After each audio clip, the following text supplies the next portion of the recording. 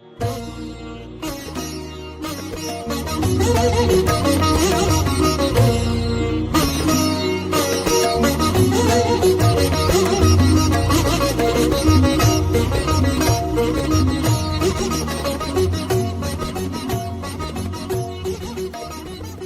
संवार्ता जूनमासविशिष्टं वार्तापत्रं वृत्तनिवेदिका डॉक्टर श्रीवरदा माळ्गे।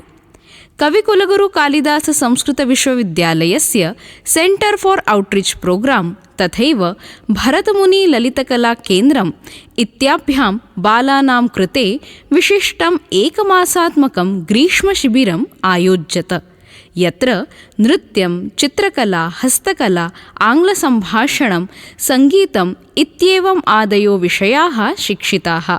शिबिरे भागग्रहणं कृतवद्भिः छात्रैः अन्ते विशेषप्रस्तुतिरपि दर्शिता। विश्वपर्यावरणदिनम् उपलक्ष्य आयोजितेऽस्मिन् कलाविष्कारे छात्रैः नाट्यनृत्यसङ्गीतादिप्रस्तुतिभिः पर्यावरणसंरक्षणविषये सन्देशः पुरस्कृतः। पर्यावरणरक्षणाय कर्तव्यानि, वृक्षाणां महत्त्वं, पर्यावरणं विना समाजस्थितिः इत्यादयो विषयाः चित्र, नृत्य, सङ्गीतभाषणादिषु प्रस्तुताः। कविकुलगुरु कालिदास संस्कृतविश्वविद्यालयः रामटेकम् इत्यत्र मान्यानां कुलगुरूणां डॉक्टर अतुलवैद्यवर्याणां शुभकरकमलाभ्यां विश्वपर्यावरणदिनम् उपलक्ष्य विश्वविद्यालयप्राङ्गणे बकुलसस्यम् अरोप्यत। तदवसरे कुलगुरुभिः उद्गतितं यत् अद्यतनयुगे अत्यावश्यकस्य पर्यावरणरक्षणस्य विषये सर्वैरस्माभिः पर्यावरणस्नेहिभिः अवधेयं। वयं पर्यावरणपोषका भवेम, न हि तद्घातकाः।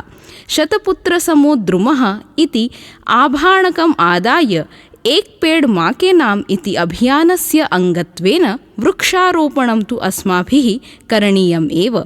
ततश्च तद्रक्षणमपि कुर्मः।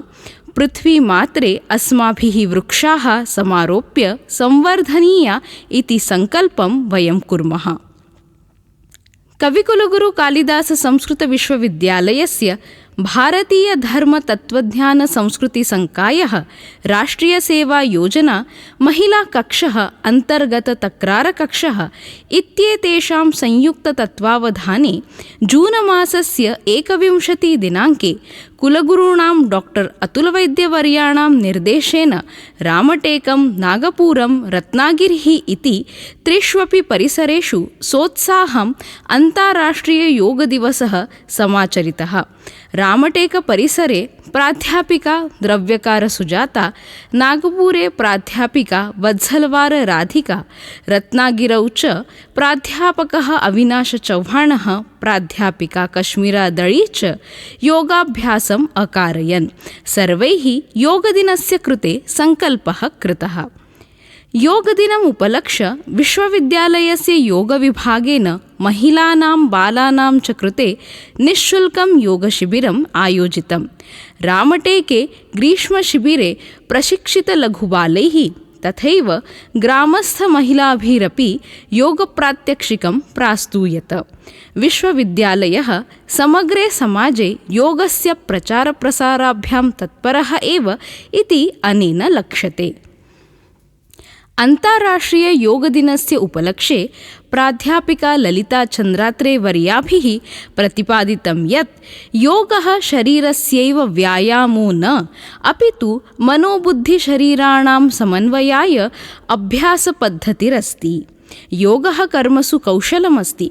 योगः एकः विशिष्टः उपचारविधिः अस्ति, यस्य विषये लोणावळा इत्यत्र कैवल्यधाम इत्यत्र गभीरं संशोधनं प्रचलति। तत्प्रयोगपरिणामाश्च सर्वविदिताः भविष्यन्ति। महिलाकक्षः, अन्तर्गततक्रारकक्षः, राष्ट्रियसेवायोजना इत्येतैः आयोजितः अन्ताराष्ट्रिययोगदिनस्य कार्यक्रमः नागपुरशैक्षणिकपरिसरे समभूयत। योगशास्त्रं नाम भारतेन जगते दत्तं विशेषं योगदानमस्ति। विश्वयोगदिनस्य माध्यमेन तस्य प्रसारः प्रचारश्च आविश्वं भवति इत्यस्य श्रेयः मान्यानां प्रधानमन्त्रीणां नरेन्द्रमोदीनां वर्तते। अतः एव योगः सर्वेषां जीवनस्य भागः जातः अस्ति। योगदिनस्य औचित्यम् आदाय सर्वे स्वास्थ्यरक्षणपरायणाः समभवन्। योगेन निरामयं स्वास्थ्यं चिरतारुण्यं च लभ्यते।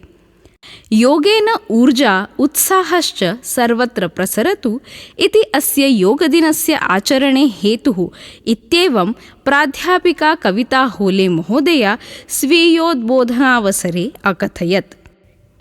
कविकुलगुरु कालिदास संस्कृतविश्वविद्यालये नवीनशैक्षणिकसत्रस्य 2026-2027 वर्षस्य पारम्परिक अभ्यासक्रमेषु वेदव्याकरणदर्शनसाहित्यज्योतिषशास्त्राणां शास्त्री आचार्यस्तरैः पाठ्यक्रमैः सह भारतीयभाषासाहित्यम्, आधुनिकभाषासाहित्यं, योगशास्त्रं, मराठी, वाणिज्यं, BBA, BCA, लोकप्रशासनम् इत्यादीनाम् आधुनिकानां स्नातकोत्तरपाठ्यक्रमाणां प्रवेशप्रक्रिया आरब्धा। तत्र 10वी कक्षोत्तीर्णानां छात्राणां कृते उच्चमाध्यमिकस्तरे प्राक्शास्त्रीपाठ्यक्रमस्यापि प्रक्रिया आरब्धा। अस्मिन् सत्रे MA भारतीयज्ञानपरम्परा तथैव आचार्य भारतीयशास्त्रीयज्ञानपरम्परा इति द्वौ अभिनवौ संशोधनाधारितौ पाठ्यक्रमौ तथैव BSc MSc योगिक् सैन्स् इति पाठ्यक्रमौ च रामटेकपरिसरे आरब्धाः। प्रवेशप्रक्रियायाः विषये विस्तरेण ज्ञातुकामाः विश्वविद्यालयस्य सङ्केतं द्रष्टुम् अर्हन्ति। इति संवार्ता समाप्ता। शुभदिनम्।